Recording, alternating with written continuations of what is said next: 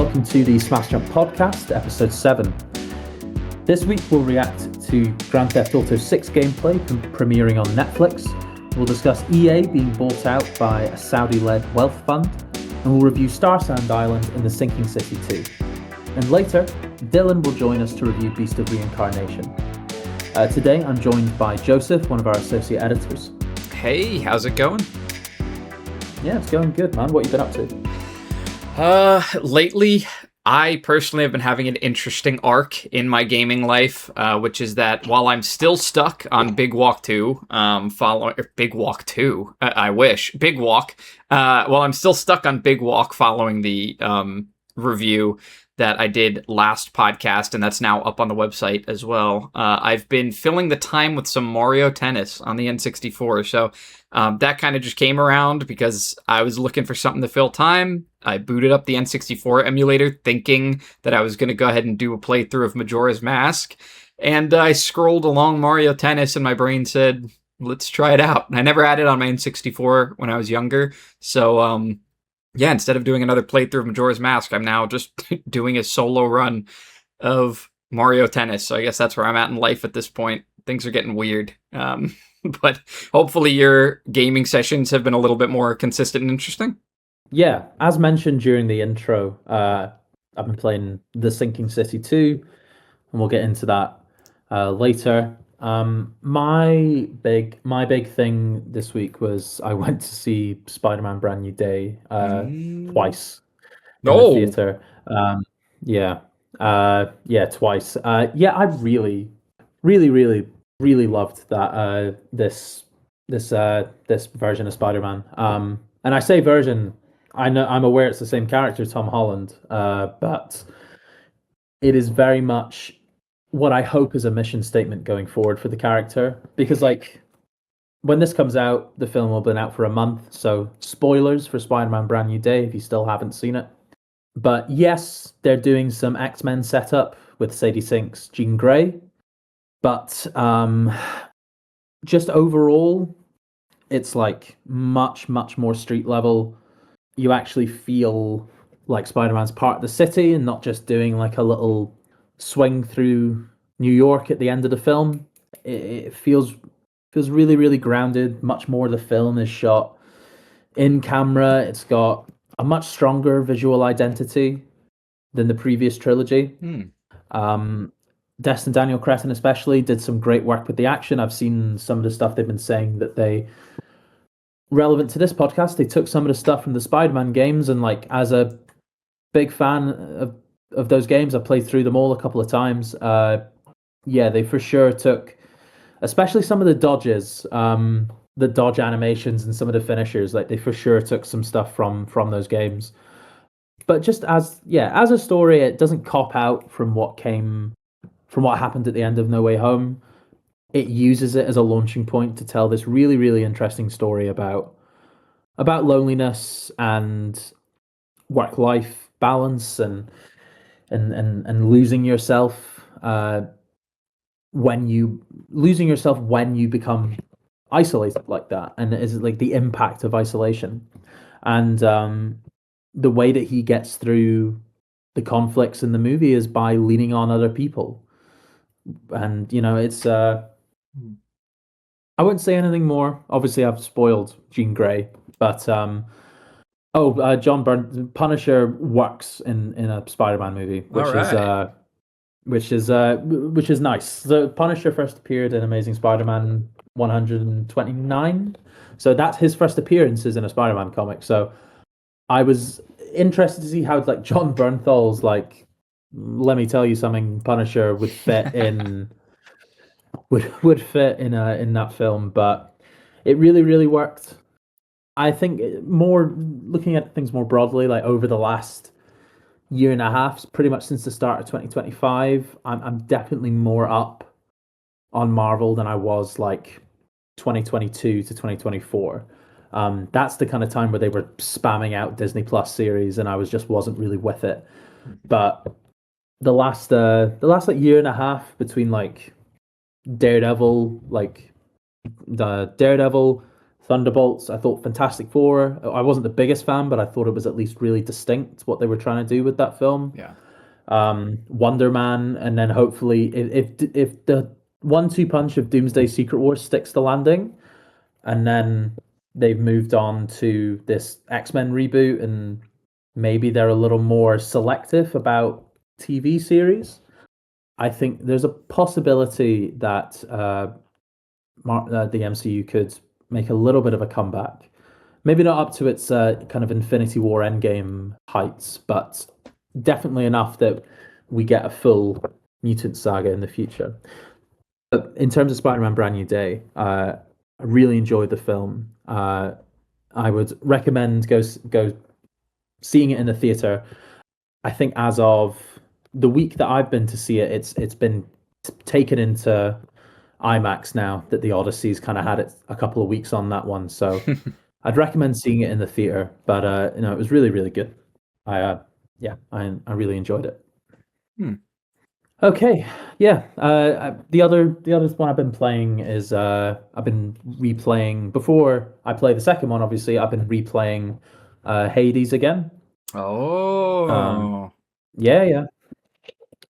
So for people who don't know, Hades is a roguelite where you are Zagreus, Prince of the Underworld, who's trying to escape his hell. He's trying to escape the underworld controlled by his father Hades. And I've played through the game once before when it came out in 2019, and I kind of, not because I couldn't tell it wasn't masterfully done, but I was like 18, 19, and I just lost patience with it, and I gave up in around like the third world in Elysium. right. But I've persevered through this time and I haven't quite finished it, but I've gotten through to the final boss fight against Hades, and I'm just kind of plugging away at that, trying to finally get through. But that game is absolutely stunning, and it's just really funny, and the different ways you can approach your builds in that game, it never feels unfair either. So that's the kind of, apart from the Sinking City 2, which I've been reviewing, that's the kind of main game I've been playing in my downtime. So yeah, it's been really fun. On to news stuff. The first thing I have here, Joseph, Grand Theft Auto 6 gameplay is going to premiere on Netflix on August 27th. It's called Grand Theft Auto 6, An Extended Look. It's going to premiere on Netflix Thursday, August 27th, at 12 p.m. Pacific time, 3 p.m. Eastern, 8 p.m. British Standard Time. And it'll be available to stream on YouTube about 6 hours later. This is, I think we were talking about before we started recording, this is an interesting decision. Despite all the talk about physical discs and digital codes and stuff, and rightly so, the kind of negative reaction a lot of the GTA 6 stuff has had recently, I actually kind of weirdly get this decision. So people, even fans, whether you're a fan or a detractor of Rockstar, you can't deny that all the Grand Theft Autos from the last 20 years have been kind of like monocultural events. Like, we know when the next Grand Theft Auto is coming out. Your gran knows when the next Grand Theft Auto is coming out. So like, I almost kind of like, it's on YouTube in another 6 hours, and like, yes, like it would make maybe more sense for it to be at Gamescom in some fashion. Maybe it will be. We don't know. But I kind of get it that it's happening. That it's also happening on Netflix on the 27th. It makes sense to me that they would put this thing that has the potential to be another monocultural moment and put it somewhere where, obviously, there's gamers who watch Netflix, but there's a bunch of people who don't necessarily do much gaming apart from massive releases that are also on Netflix. And maybe they're just like not really that up to date on the news. Everyone has their own lives. They're not sickos like us. So I kind of understood this decision. What did you think of it, Joseph? I think It's an interesting decision, but an understandable one, and that's because Grand Theft Auto 6, like you said, well, now I can't stop thinking of it as Grand Theft Auto 6, where you're just going to run around as a grandma with a gun stealing cars because you said the thing about Grand. I'm quite sure you can do that in either GTA Online. I also think it's not a good game, but I think you can also do that in Watch Dogs Legion. Oh, good point. It's not a good game, but you can walk around as a gran and taser people, which I do think is for me. That's what took it up from a 4 to a 5. But you can walk. You can walk around as someone's gran, a Scottish gran, which is important to me. Oh, and taser someone. That is important. Yeah, but GTA 6. Yeah, of course. Well, yeah, Grand Theft Auto 6 extended look being on Netflix. I get it. It's a little bit odd. I mean, obviously not everybody has Netflix. Not everybody's going to be able to see it, but you talk about the general population. It's the most, I believe, the most popular streaming service to own still at this point, despite the price hikes. It's the most owned or, subscribed to streaming service for most media, for television, for movies and things. So it does make sense that you'd want to make it accessible to as many people as possible. I think that it would have been more interesting to not push out to the general audiences so much. I think that something like a movie theater event release, something like what Sony has done, or even the recent Xbox events where they go live with it, in-person events, doing something like an in-person event that gets streamed to Alamo or Regal or AMC movie theaters across the country would have been a really cool thing to get people together, and to bring us back to video games being a community. But instead, this really isn't anything different from YouTube, in my opinion. It's not that interesting to me, other than the fact that you'll be on a subscription-based platform, so even less people will get to see it when it premieres. That kind of stinks. That I understand from a marketing standpoint that you want this to reach the general public, and by going live through Netflix, where there's a limited number of things going on at once, and you can put it easily on the featured page for just the 30 minutes, hour and a half, however long the presentation is going to be. I get it. You can put it in front of people and they'll click on it, even if they're not into games necessarily. But I don't know if you need to tell people that this is coming. I don't think that the marketing campaign has to be anything bigger than it already is. I'm pretty sure you've reached everyone already. And of course, no marketing team is ever going to hear that from the higher ups. You have to keep pushing it. So this decision makes sense. I think it's lame. I think that it would be really cool for it to be at Gamescom or to just be on YouTube all at the same time so everybody could experience it together. Better yet, an in-person event at movie theaters would be a really cool thing to do. But whatever, Netflix, sure. It's not going to be memorable. It's not going to be something people talk about. It's not going to be something that sells Netflix subscriptions. So I think it's forgettable. It's simple. It's kind of silly. But it makes sense, for them to do. Yeah, I mean, you were saying like Alamo Drafthouse. I remember me and some of my friends who play games. I think the kind of pub culture is a little different in the UK than it is in the US. I think we just found it really funny that you'd go to like a bar. Is that what Alamo Drafthouse is? Is that a bar? No, Alamo Drafthouse, despite its name, is a movie theater. It's like it's like the most well-run movie theater in America. They're always the cleanest. They always have the most comfortable couches. They have very high quality food and drinks, including alcohol, which is why they're called Alamo Drafthouse Theater.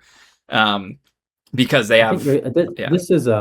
This is Joseph shooting a shot for our first sponsorship. Yeah, I mean, the hashtag not sponsored. It would be nice, but listen, Alamo Drafthouse, if you want to premiere the Smash Jump podcast in the Big Show, which is the name of their grandest theater, kind of like the IMAX theaters at something like an AMC or Regal, or I'm not sure what you guys have at Tiddlywunks over in England. Right. Okay. Yes, it's very okay. I think you're more down south, but that's a separate.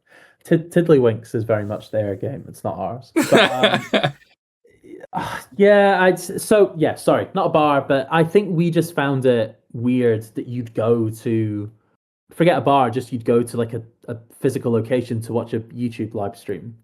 Yeah. Like it's so, but I kind of get it more for a because it like a random state of play that has like 3 games that the average person might never have heard of. Mhm. Yeah, like maybe I don't know why they'd go to a movie theater for that to watch for an hour or half an hour or something, but it makes a little more sense.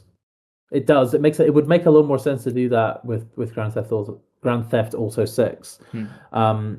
I think it's fine that it's on Netflix. It'll be on YouTube. It'll be like the Netflix thing it'll be like it never happened after 6 hours once it's on YouTube. Right. So I agree with you. Like I kind of wish, very selfishly, I kind of wish it was staying more in house in the games industry because I would like the money to stay in the games industry because if you've been listening to the podcast for any length of time, like, and you've been listening to our news stories, like it needs it. It needs the money. But I think it's fine that it's on Netflix, and it also, as we said, it makes sense. Mm-hmm. On to our second and final news topic. Electronic Arts, or EA, the publisher behind such classics as EA Sports FC 25, Madden 12, NHL, all the sports games, and a bunch of other kind of mid Star Wars games. I'm being rude. But they've been bought by a Saudi-led group for $55 billion, purchased by Saudi Arabia's wealth fund, or Public Investment Fund, PIF, in a deal completed on Tuesday, August 4th. There's a few days after the EU finally gave its stamp of approval. So it's not just the Saudi Arabian Wealth Fund that's been part of this purchase. Also, 2 places that have been given a stake is Silver Lake Partners, a private equity firm, and then also Affinity Partners, which is another private equity firm run by Jared Kushner, Donald Trump's son-in-law. If you'll remember, Jared Kushner was given, forgive me if I get any of these details wrong, was given $2 billion to take care of by that same Saudi Arabian wealth fund. So that pre-existing relationship there. EA going private ends its 36-year history as a publicly traded company. It means they're not going to have to report any quarterly financials. And if you've been following those, you'll know that they've been seeing a little dip in profits. So they'll have less oversight, less pressure on people following their financials. Yeah, I thought it was I was saying before, Joseph, before we started recording, I was worried it might have been a little too political for what we're trying to do with the podcast. But like it's a video game it's a video game company that has basically been bought by a country. Yeah. As close as you can get to that happening. Like I'm not really sure what this means. I mean, when you read about this, what did you think? So this has been in the makings for a very long time. This has been on hold for a bit, obviously, given the stakes, the number being thrown around, and then, of course, the fact that it is, like you said, it's a country buying a publicly traded company and taking almost complete equity of it, shared with some others. I have a few different schools of thought here. The first being, gross, a country just bought a public company that has employees with the freedom to do what they will, and being able to unionize as an American company if they'd like to, and having all these rights that you won't necessarily have when you're owned by a company's public investment fund. So I didn't love that. My other school of thought is that the Saudi Arabia Public Investment Fund is an act of desperation. It is money being thrown around to get a stake in everything people love in order to bring income to Saudi Arabia. And listen, that's not necessary. That's every country's right to throw around whatever money they have to try to make their country more successful. That's their right. And we don't have to like that they're doing it if that's not good for us individually. But it's absolutely their right to invest in what they want to invest in and try to bring people to them for whatever it is that for any import, export sort of thing that they'd like. So this desperation act of the Public Investment Fund trying to capture the hearts and minds and eyes of the public, I do wonder if this will be as dramatic of a difference maker for EA as people make it out to be, or if Saudi Arabia is going to say, listen, we don't have rights for many different groups of people in our country, but we don't care if you want to represent those groups in your games, if you want to represent certain sexualities, if you want to represent women in a way that we don't necessarily do here in Saudi Arabia because of our culture. I don't think they're going to actually try to influence it as much because they think of it as, you are an American company, it doesn't reflect on us too much as a culture, and we know that what's going to make us money is giving you the freedom to do what you've been doing, but without stakeholders over your shoulder telling you what decisions to make. That would be the wise option here, and something that I realistically can see. I know we like to be doomsday about it, that EA is done and Saudi Arabia is going to take, LGBTQIA plus relationships out of things like Mass Effect, and those options won't be available to us anymore. But realistically speaking, I think there is a chance that they'll keep their foot off of the pedal, or maybe their hands off the wheel, I should say, and let EA make the decisions that they want to make to be a successful video game company, separate from their culture and from the rules that they would have on their own private companies. Yeah, I mean, so I have a thought about this in two parts. The first part is context. Like, so Saudi Arabia under Mohammed bin Salman, or MBS, has engaged in any number of, like, pick your poison, any number of human rights abuses. And like famously facilitated it's annoying to have to say allegedly, but allegedly facilitated the murder of Washington Post journalist Jamal Khashoggi. I'm not surprised about them buying a majority stake in a big American gaming company, because they've been doing this for a while now. So you think about them whitewashing is the word I'm going to use, whitewashing those abuses.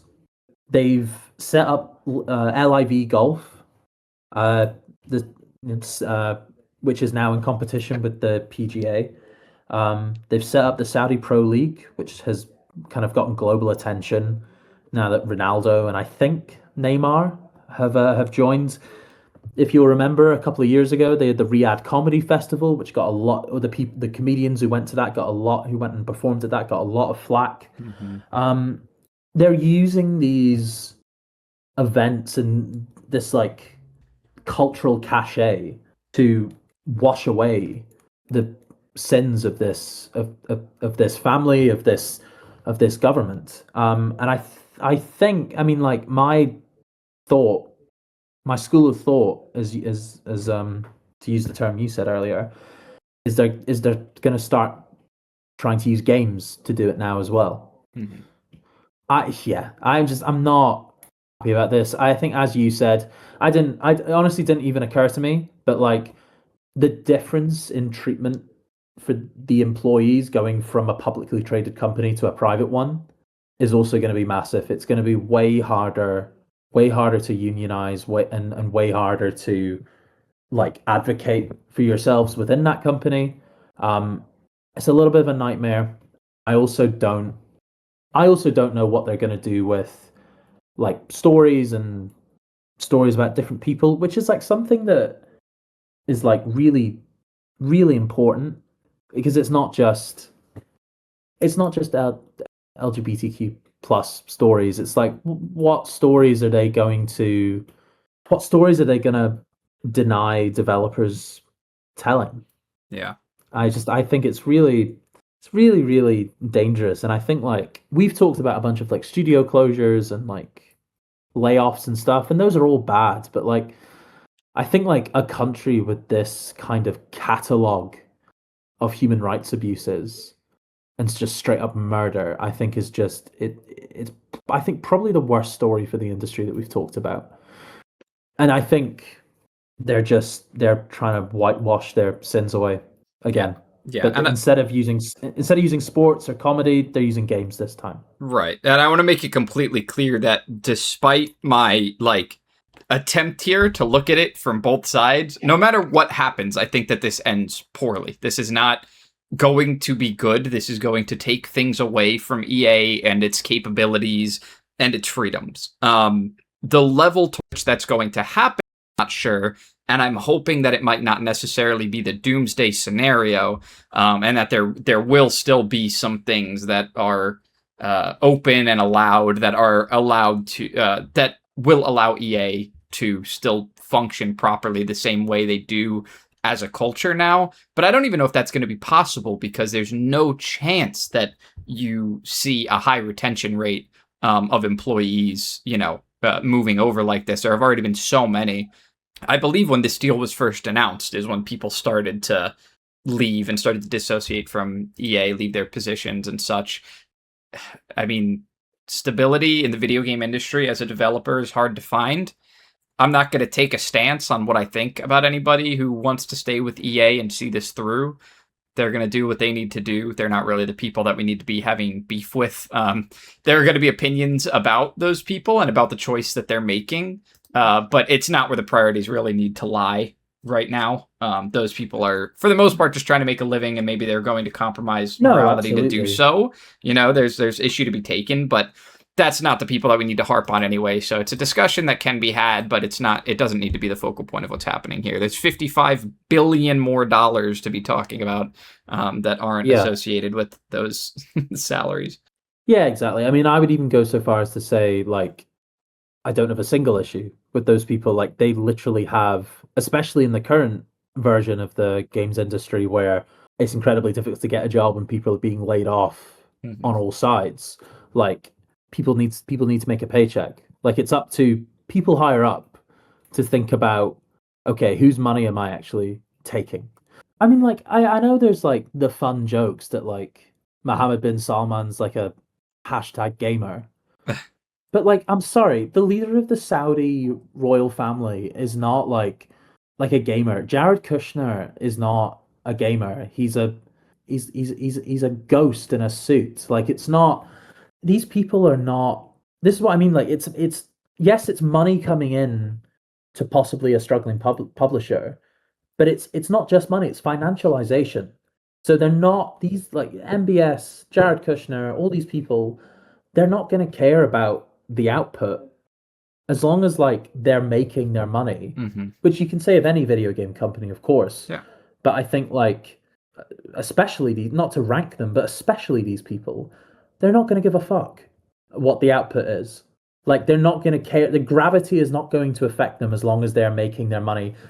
It doesn't even matter if the company is making money, as long as they can be extracting wealth from the company, and they're fine. So I'm deeply worried for EA, and I think, as you said, obviously it could kind of chug along and be fine. I think there's a possibility this goes quite badly wrong for EA, which is disappointing. Okay, that was intense, but we're going to move on to our review segment. So me and Joseph both have a game. Later on, you'll catch Dylan. I did a little interview with him about Beast of Reincarnation. But Joseph, you go first. You've been playing Starsand Island. Why don't you tell us about that? That's right. I am all over the place with my game reviews that I do on this podcast. I went from a legendary pilot sim remake into a friend time, a multiplayer game, and now I'm in my 2019 Girl with a Switch arc. Starsand Island is unfortunately really capturing me. It's I think it's because I'm in the early game and because the systems are being rolled out to me and the serotonin is being injected into my game. I'm still within the first few hours of the game. I'm still developing the friendships with the characters, but this is one of those cozy style games, one of those life sim kind of games where you have your house on a plot of land, a predetermined plot of land to start the game. It'll always be the same spot, and you can farm on that land. You can run around a big city that I would say relatively, maybe medium-sized city, that your town is connected to. Oh, and I want to clarify that size is not comparative to Grand Theft Auto. I'm comparing it to other of these simulator type of games. Maybe not as big of an area as something like Stardew Valley that has a lot of space to explore and screens to scroll, but being that it's a 3D kind of open exploration game, yeah, it's pretty sizable. There's a decent amount of space to go around. All the buildings are, they're down city streets from each other. So I would put it somewhere between the small and medium on scale. And it's just fun to explore early on and to just kind of map out the area because there is a small city to run around, but then the other parts of the area that make it a little larger are farmland on the outside of that town, and then being able to go out toward the ocean to the aquarium that's off on a pier by itself. It's really fun to explore and to meet people early on. You see how many people are kind of in the social tab are grayed out and that you're going to get to meet. It's really fun to just know what's ahead of you. So there's plenty of crafting to do. You get to choose early on what your first role is going to be, kind of the job that you're going to take on. And so the recommended one is to do crafting. And so that's what I did. I figured that crafting was generally going to be the most important thing for any other grouping of tasks, and I was pretty right about that. Now I've also done farming. I have also done the adventuring section, which is it's simple, and a lot of it honestly is exploring just to be able to get more resources deeper in the dungeons. But there is combat. You do get a slingshot, and you do get different types of ammunition to use. When you defeat enemies, you do get resources from them as well. So the combat is intentional and useful. So there's a little bit of everything to dabble in. Nothing gets focused on too much as far as I can see so far, which is, it has its benefits and its drawbacks. The benefits being that you can really choose what you want to do and in what order. I haven't run into a lot of roadblocks yet. Anything like, oh, well, I'm not level 3 in farming, so I can't finish this task for level 3 in fishing yet. I haven't run into any crossover like that. You really do get to choose, as far as I can tell, how you want to progress, who you want to develop your friendship with the most, and then they'll give you more as your friendship develops in terms of gifts and being able to come over and hang out. And I think at level 5, you can even live with them. So they can move into the house and you can have your best buddy, whichever character you like the most, which is, a feature that some games like Animal Crossing that you can compare to this one don't even have. So there are unique elements here. The general vibe and tone of the game, I would compare to something like walking around one of the towns or cities in Genshin Impact. I'm not a huge, I think we talked about this last episode, actually. I've dabbled in gacha games, but I've never gotten deep into them, other than Honkai Star Rail. That's the only one that I really invested myself in. So Genshin Impact I've had some time with, and the most fun I had really was just seeing the locations, listening to the music, and all of that is a little bit watered down in Starsand Island, but it is still there. There are still the moments of just walking around and feeling relaxed and feeling like you have the choice to do whatever you want and being happy that you're in a very serene location with some pretty cool people that don't have a ton of negative personality traits in general. They're all different from each other. So it can be a really enjoyable time. It has some unique elements that make it fun, but I think that as I put the hours in, I'm going to find a little bit less of the frequent rewarding that you get from the early game, of the early leveling up and being able to invest in certain things, skills and relationships and such. That's going to slow down, and I think that's when the game is going to kind of not be as exciting, and I'll just have kind of one thing to look forward to at a time. So I look forward to it, to getting to that point, because even still, I'm having fun right now. So if it does start to slow down and it becomes more focused on singular objectives at a time, that might be a change of pace that I end up enjoying. But I know that right now I'm having a good time being just overloaded with rewards for everything that I do, and hopefully that lasts for a little while. Yeah, is it would you say you said it's like life sim? There's an element of some life sims where it's kind of endless and you just kind of build up your life throughout in this kind of multiplayer arena. And I'm aware it's single player. But is there like an ultimate destination, do you think, for this game? Like what does it bring to the table in terms of story, in terms of like gameplay progression? Or do you think right now you're kind of too early on to be able to tell? So, in terms of story, it's definitely simple. It starts out with you as a child used to have a best friend on this island that you would spend time with, and you may have lived there or vacationed there. I'm not sure if they were explicit about that, but you had a friend there, the mayor's daughter, who you were very close with, spent a lot of time with, and eventually moved away. And now that you're back, you are befriending that girl again, and she's the assistant to the mayor now, the mayor who is still there. And you're kind of tasked with helping everybody out around the island because that's just what everybody does. Everybody owns a shop, and you get to develop unique friendships with each of them, kind of discover their personalities. Eventually, you're allowed to go over to their house and spend time with them there, and you get to talk in a little bit more depth about who they are, and you get to learn a little bit about their life. There are bios as well of each character in the social screen, the social setting menu, so you can learn a little bit about their backstory as well. So there is some story to kind of be uncovered, but it's very character based, and it depends on really who you want to spend the most time with. That'll depend who you learn the most about. So it's good in that sense that you get to choose how you're going to develop story in the game. But it's that's kind of, I don't want to say fluff, because it definitely is a fulfilled system, but it's not necessarily the thing that you're always investing into. That's not always functional as part of your journey on the island and around your home and in the dungeons. That isn't always the thing that you're looking forward to. Some of it really is just to progress your own gameplay and to earn currency and to earn materials, to mine materials or dig up materials, things like that. So the life simmy part of it is kind of 50-50 on that end. And the way that The Sims is full simulation, where you have hunger and they have to go to the bathroom and they have hygiene, you don't necessarily have all of that. But unlike Animal Crossing, within a singular day, you do have a certain amount of energy that you can expend. And there is a certain time at which you have to go to sleep and start a new day. So there's a little bit of balancing that you have to do. It's not extreme, so it will still definitely be easily tailored toward casual players. But there is a little bit of element of timing things out and having to keep awareness of your character and yourself as you get through your day. Yeah, no, that sounds it sounds engaging to say the least. And like I think as long as these games, these live sim games, just by their nature, are usually quite long. So the fact that how many hours have you played for? How many hours have you played it?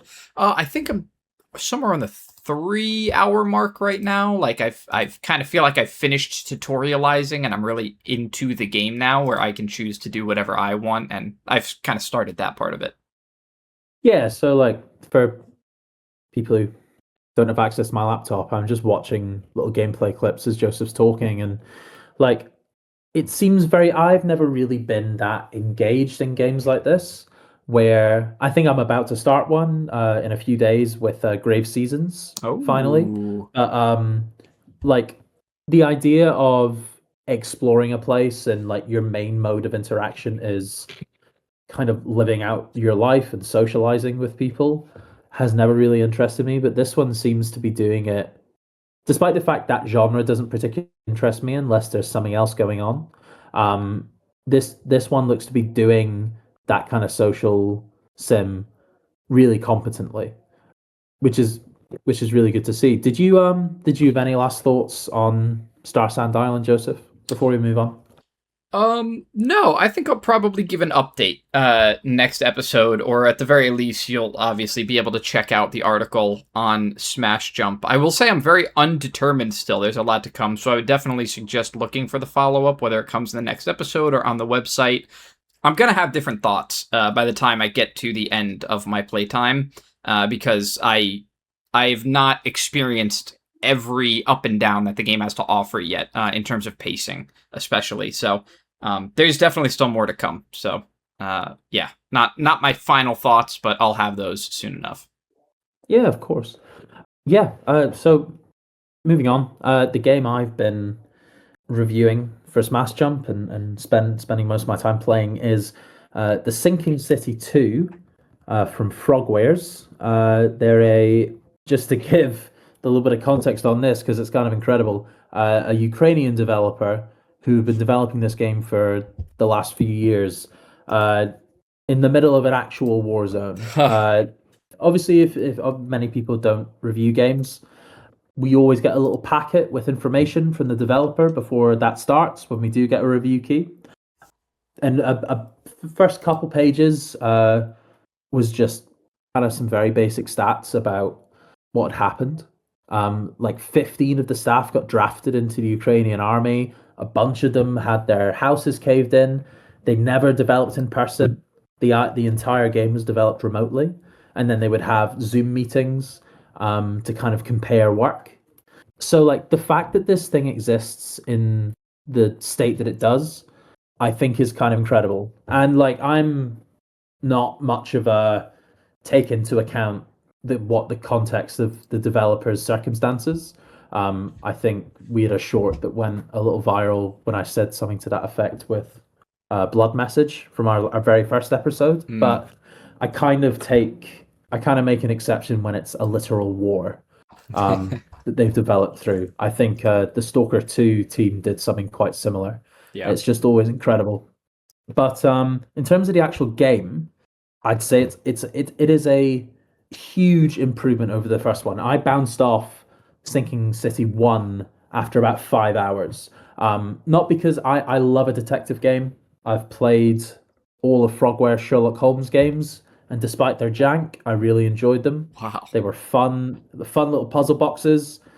But the Sinking City, the game, they were clearly trying something new. They were making more of an actual game around the detective stuff, and the game that was around the detective stuff was not very good. Like it was really, really, really, really like frustrating combat, especially that just would not cooperate with you.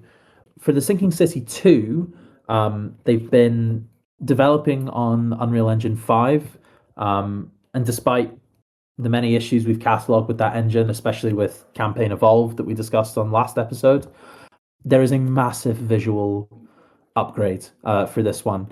The design of the environments. This is obviously, if you don't know, it's a Lovecraftian, eldritch horror, survival horror game. The environments look fantastic. They're also designed really well. There's a huge variety, even in just like the first act of the game.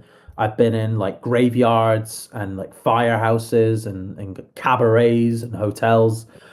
That part's been really wonderful. It's genuinely scary in parts. One thing like I never loved about zombie games, which, you know, there's a Lovecraftian spin on the zombie in this game, but they're basically zombies for all intents and purposes. Is just the kind of walking and you can just kind of sprint away. If you sprint away from these guys, they will sprint right after you. And it's I was a little terrified, but I was happy to see that and stuff like that. The investigation stuff has been moved to the side a little bit in favor of kind of a survival horror. It is basically a Resident Evil structure. There's rooms that you can't go into because they're locked. There's main doors with like 3 different keys and you have to go and get the stuff. It is basically Resident Evil, but it's done very competently. And I think it's been pushed through the filter of like an investigation game. So it may not materially make it different, but you have a whole investigation board basically a mind palace thing that you'll connect clues on, and connecting the right clues together is pretty much the only way you can get your upgrade resource with any consistency. So there is definitely a reason to still engage with the investigation element of the game. You're finding bits of evidence, you're finding documents, and you're reading them and connecting the different stuff. I mean, like, I haven't yet been completely stumped by a puzzle, but I'm still like at the 4 hour mark. Probably about a quarter, or maybe a third of the way through. So it could progress, obviously, but yeah, I haven't been stumped, but like I've been engaged. I've been thinking about where to go next and backtracking. There was a really great area in between the prologue and your kind of first big, your second big area, the hotel, where you've kind of got the run of like 4 or 5 city streets and like a bunch of different locations, and just moving back and forth between those was really, really good. So that's what I mean when I say like it's a really competently done Resident Evil structure. Yeah, I've been having a really good time with it. The combat still has that kind of like slight double A stiffness to it. Okay. This guy, the guy you're playing as, the archaeologist guy, detective person, Leon Kennedy, he is not. But as of right now, I've only gotten a couple of weapons and a couple of upgrades. But the shooting it's still fairly stiff. But I think almost if I jumped into this game without knowing what the previous one was like, I think I might have been slightly harsher on it. But I've been having a really good time with the Sinking City 2. I have to finish it because I'm reviewing it. But even if I wasn't, I would definitely want to go all the way through to the end. The story's pretty good as well so far. I've been having a good time with it. That's good. Yeah, I mean, I can definitely see when I look at the videos and the pictures, I can absolutely see the through line of Resident Evil inspiration all the way on. Maybe a little bit of coming off of playing Silent Hill 2 myself. Maybe I see a little bit of that as well, the way the map is structured, where the locked doors are, the rooms that you haven't completed yet. That's all there as well. I was curious, because that's such an easy comparison to make. I think a lot of people will be making that comparison. What are some of the unique elements or feelings or tones that stand out to you that set it apart or make it different, whether better or worse? Yeah, I would also say I'll answer the what's different in a second, but they also have a very kind of Dead Space stomp as well, which is fun. The main sort of enemies are, which is also this. I don't know if it's necessarily different. I'm sure it's been done before. They have called the Slither. It's basically these snake things that have been living in the kind of flooded streets of the city of Arkham, where the game is set.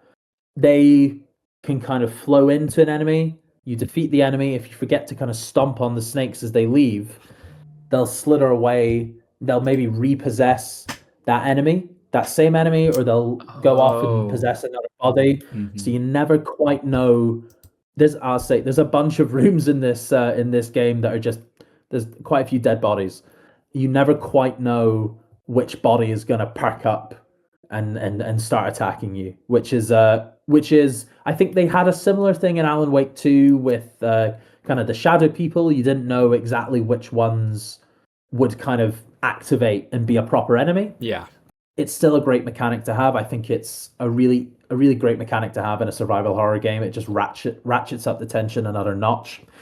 In terms of what's like really unique, I don't think I've necessarily got far enough into the game to have a full sense of that. Like, obviously, it's a very specific vibe. I think in terms of, it's not as like actiony or like winking to the camera as Resident Evil is. I would say it's not quite Silent Hill, but it's closer to Silent Hill than it is Resident Evil. In terms of tone. Yeah, I'm not entirely sure. I don't think I've been through far enough to get a sense of what's unique. But as of right now, I think I just have a sense that everything it's doing really, really well. And I think especially, I would say what's unique is what was unique about the last game is that all this kind of survival horror fare that you're used to doing, a lot of it is being put through this filter of, okay, I'm doing an investigation into this area, or I'm doing this kind of side investigation into this printing press down this side street, and I'm finding all these little pieces. I'm not just collecting lore. I'm not just collecting memos.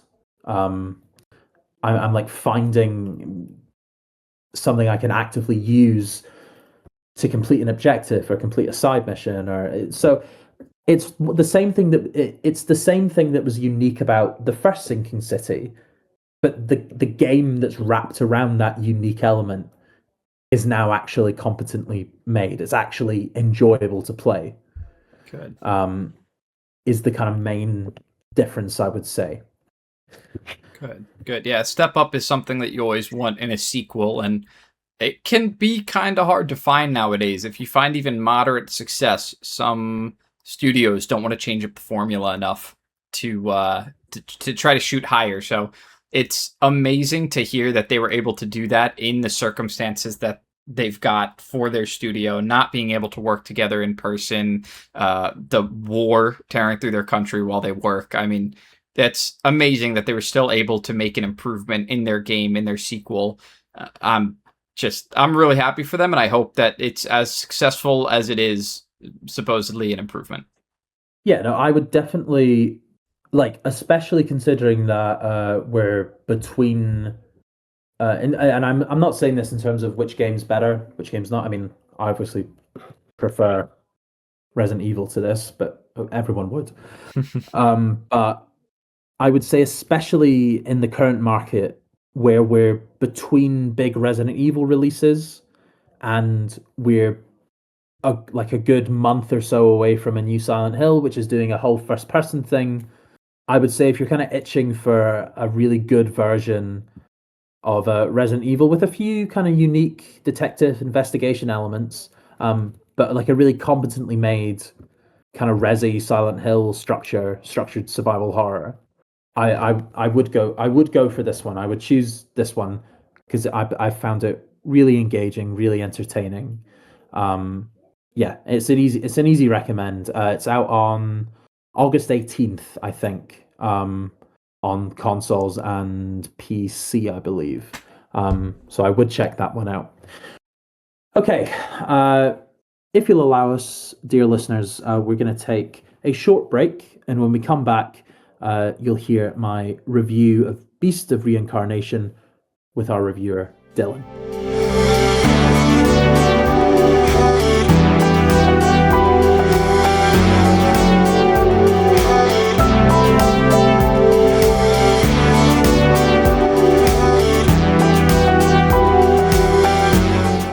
And we're back. Just for this little segment, I'm joined by Dylan, who's been playing a little bit of action RPG Beast of Reincarnation from Game Freak, kind of a long-time developer of Pokemon games. They're stepping more into the action RPG space now. So, Dylan, why don't we get your top-level thoughts, mate? What did you think of Beast of Reincarnation? Yeah, so just for context, I'm not crazy deep into the game currently. Kind of hearing around, it sounds like a lot of the big criticisms other people have relate more to how they kind of sustain content rather than the base level stuff where I am. So to give you sort of the first sort of idea here, what Beast of Reincarnation is it feels a little bit like a gumbo of the more popular Japanese action games over the last 10 years. There's a fair amount of Nier Automata in here. There's a good dose of Sekiro, Shadows Die Twice, stuff like that. There's a lot of Final Fantasy, 15 and 16 more specifically, all kind of merging together in a way that I think does actually produce something that feels unique. It doesn't feel derivative. It feels like taking these dissonant elements is making something interesting. Beast of Reincarnation is a post-apocalyptic story. There are robots that are overgrown with, plant life and ivy and stuff all over the place. And the interesting aspect here is that it's sort of a Last of Us situation where the apocalypse is plant-based. It's not necessarily clear where I am in the story so far, but plants have kind of taken over and they've infected life and corrupted it. You will fight your basic sort of foot soldiers are these little robot golem dudes, but the heavier enemies are animals that have been corrupted by plant life. A lot of bears that have vines coming off of them and stuff like that. The sort of interesting hook is that your main character has also been infected. And so as you're fighting, you can actually manipulate the plant life around you to help in the fight. That makes some interesting visuals. Where the game kind of develops into something cool is it's sort of one half of it is character action, one half of it is more almost turn-based. We've seen this a fair bit with the Final Fantasy series. They've been experimenting with this sort of pseudo turn-based stuff quite a bit over the last handful of entries. Final Fantasy 15 and the 7 remake stuff both have an option where you're doing normal combat, but when you do your powerful moves, you sort of slow down and enter a turn-based thing to sort of queue them up. You have that here. What's interesting is how you kind of build up resources to use those moves, which is, as far as I can tell, almost entirely fueled by the parry system. We've had parry systems have been a huge part of the industry for the last 5 or so years, I would say. Ever since Sekiro came out, which is built entirely around its parry, they've been a reoccurring mechanic because they're relatively simple, they're skill intensive, and they're very rewarding. You don't have to balance a whole move set. You really just sort of have to balance around this one core mechanic, and it's very rewarding to pull off. Beast of Reincarnation's parry is solid. It airs more on the side of Sekiro, where you are doing multiple parries at once.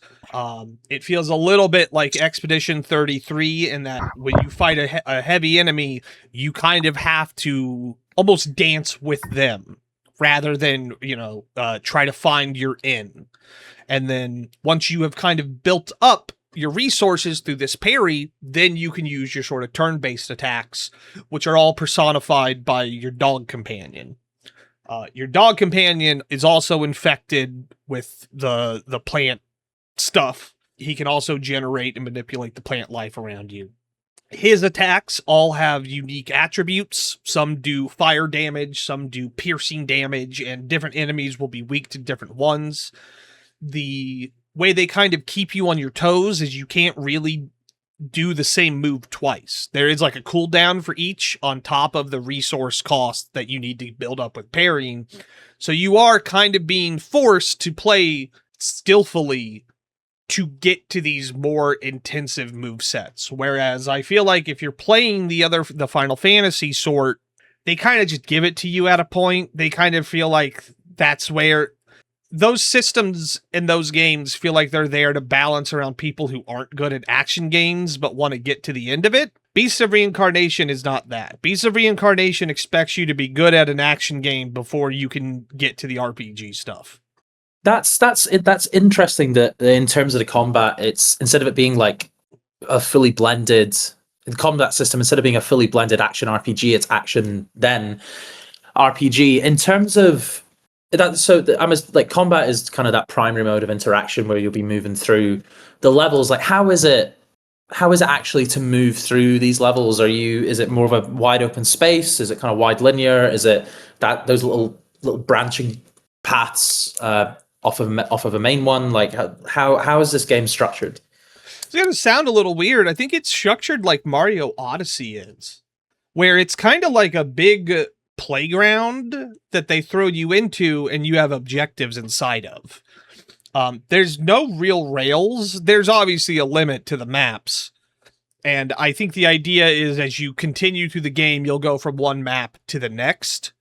But where I am, when you start the game, they put you in the map and they give you a waypoint, but you can do pretty much wherever you want. You can take any path to get there. You can run into enemies that are way stronger than you. The map does not care.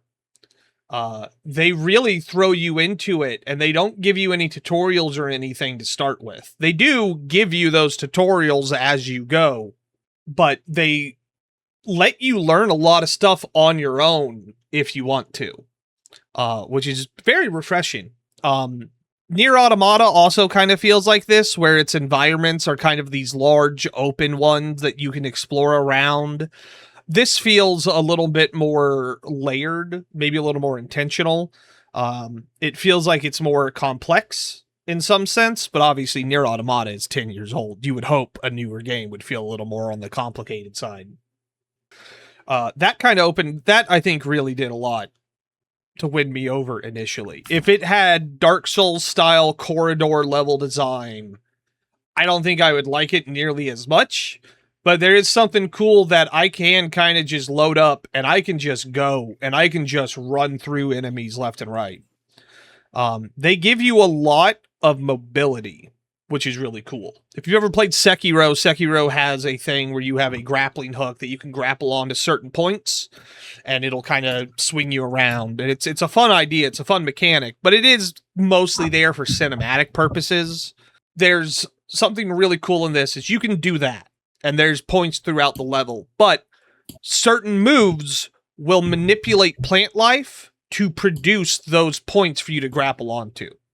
So in combat, you do a specific combo, now you have this thing that you can grapple onto and immediately swing from one side of the fight to the other. That's really cool. Now, where I'm at in the game, it hasn't really come up because enemies are relatively fragile. I'm able to blow through them pretty fast. But the idea that they're introducing here, that you can sort of build out the arena, you can sort of manifest aspects of the arena that will help you in a later stage in a fight, is super intriguing. I've not really seen anything like that before. Not in an action game. There was, I think it was called like Fracture. There was some PS3 shooter whose whole gimmick was that you could manipulate the environment. Sounds like you're a little bit higher, at least in the first, which is maybe indicative of the rest of the reviews, but you're a little bit higher on it in the first 5 hours, the first half of the game, than other people are. How was the story, would you say? Because I'm sure a bunch of all the people that kind of follow, that listen to this, that follow games and stuff, I'm certain I have all seen the clips of like the really like violently stiff voice acting and performances, and the story has the story, because that's a lot of like why you would play through like this kind of like action dystopian game like this. So like, has the story grabbed you at all in the first few hours?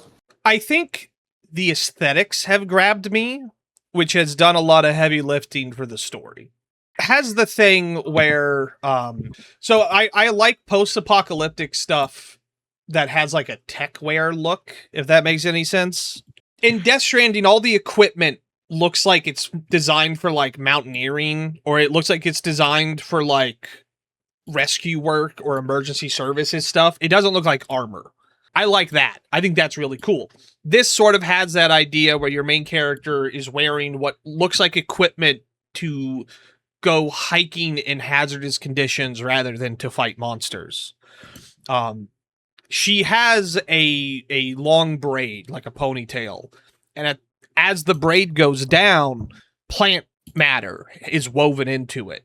And when she attacks with the plant stuff, her braid grows out and strikes at dudes, which is visually really cool. And I like that the game kind of just throws you into it. The actual story that I've seen so far, I wouldn't say has grabbed me, but I haven't rolled my eyes at it or anything. I am playing it in Japanese, which is what the game defaults to. Japanese audio, English subtitles.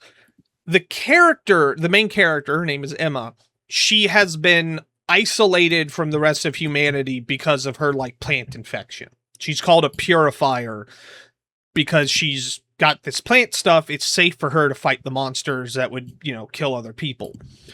So she is supposed to be kind of distant and stiff. I imagine the clips everyone's posting about are probably more on the line of the English voice actors. A lot of the times when a character like that comes up, the English voice actors will try to naturalize the voice a little bit to feel more shy or more angry or resentful. To be in Nier Automata, that it's coming up a lot, was sort of that, where in the Japanese version, people sort of read her character kind of like Rei from Evangelion. She's like a non-person. She's like a blank canvas.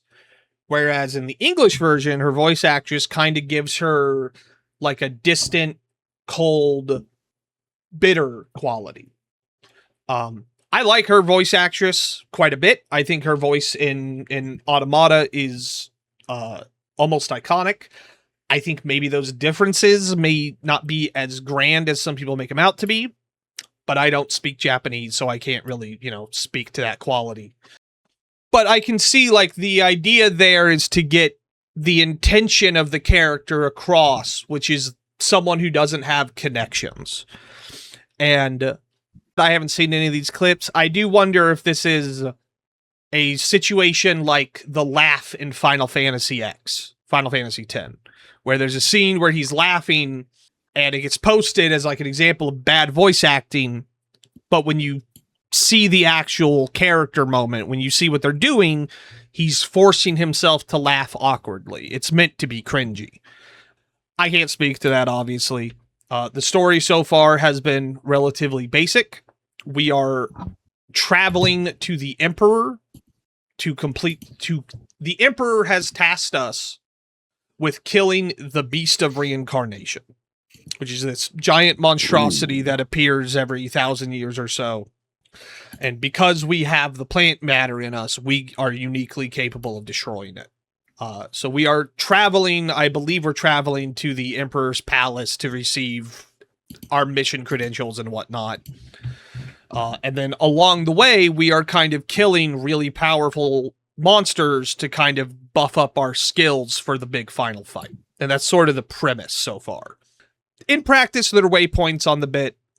When you go back to your sort of base camp sort of deal, which is like an ATST, like a little mini ATST from Star Wars, you can do a couple of things. You can you have a little sidekick character who will cook for you and give you buffs. You can open up your skill tree. You can make your weapon stronger. You can pet your dog companion, little things like that. The skill tree stuff seems pretty expansive. You are given, and it's honestly a little bit on the confusing side, because as you upgrade your stats, you have like you have almost like 3 individual skill trees, and as you upgrade your stats that correspond to those trees, they open up new ones. But you can also, there's stuff in the tree that seems like you should start with it, and you don't. And then there's stuff that seems like you have to unlock that you start with. As weird as that sounds, you kind of have like the base of these 3 trees you'd figure you would unlock by default, but you don't. You kind of have to upgrade them up a little bit. You have a meter that you build up, and if when it's full, you can click it and time slows down and you can unleash a lot of damage at once. Or you can spend the segments of that meter to do special super attacks. And so that's sort of the give and flow. My biggest issue with it coming out of the gate is that it does not run super well. I have a beefy PC. I have a 5070 Ti. I never remember what my CPU is, but I remember going out of my way to get one that was like recommended to go with that. I've only got 16 gigs of RAM, but it's more than enough for what the game asks for. And it runs iffy.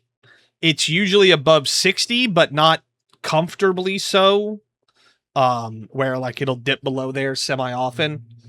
But the reason I wasn't on the rest of the episode is because when we were recording, my internet went out because we've had a lot of storms in the area. And I had the game downloaded so I could play it through Game Pass, even though I couldn't connect online. And it kind of ran perfectly when I did that. And the last time I played it, after my internet was back up, my stuff was still kind of iffy. So now I'm wondering if I can figure out a way to run it in an offline mode, if it'll run better. because that's where I played most of it, was offline, and it seemed to run a lot smoother. So I wonder if it's doing some sort of check. I mean, most people have their internet connected anyway, so that's interesting, and maybe people will try it in offline mode. And I'm sure I'm sure you'll talk about this on future what we play in segments as you get closer to the end. But like, how would you summarize your experience with the game so far? At least in the first 5-6 hours that you've played, would you recommend it for people that enjoy RPGs, character action games, that kind of stuff? What I would say is, if this came out a year or two ago, this would be maybe my sleeper. I could see this being a sleeper obsession. This is a game that I would fight tooth and nail for at Game of the Year stuff. But it's coming out in probably the most populated year for character action since like 2019. And the competition is, I think, really stiff. And you're also looking at, next month alone, we have Onimusha, we have Wolverine, we have Control Resonant, we had Romeo as a Dead Man earlier in the year, we have gacha games like Zenless Zone Zero that are constantly upping their skill ceiling. It's very stiff competition for a game that does seem to be doing some really cool stuff, but is it enough? My initial response to it is that if it wasn't on Game Pass, I wouldn't have played it. I would have been okay kind of leaving it on the wayside, knowing that there are games more in my wheelhouse just a few weeks from now. Knowing that there's indie stuff out there like Dino Blade and the like that seems to be covering this niche that I would maybe rather support. But that being said, I'm very pleasantly surprised that from what I've played. I'm actually really happy I took the time to play it because I ended up enjoying it and seeing something more unique than I thought. I would say, if you've got Game Pass, give it a try. It's worth the data. It's worth downloading. It's worth giving a shot. See if it runs okay for you. Kind of get a vibe for it. I don't think there's really a whole lot in the future until Onimusha. And at the time of recording, that's only like 2 weeks away. And by the time it's out, whatever. I would give it a shot. That's my kind of thing. I think this is worth checking out. I think it's worth playing through to the first big boss fight, which is about where I am. And then from there, you can kind of tell the base mechanics are not going to change. No matter what, I'm going to be parrying enemies until the end of the game, and I'm going to be having the dog do stuff after I parry stuff. And I'm okay doing that for another 15 hours. Whether or not you are will kind of depend on your tolerance for parry mechanics, so on and so forth. Okay. And and that's the end of the episode. Thanks to Joseph and Dylan for joining me once again on the Smash Jump podcast. And you'll have us back in your feeds in a couple of weeks' time where we'll be discussing everything Gamescom and the GTA 6 extended look. Okay. Thanks for listening, guys.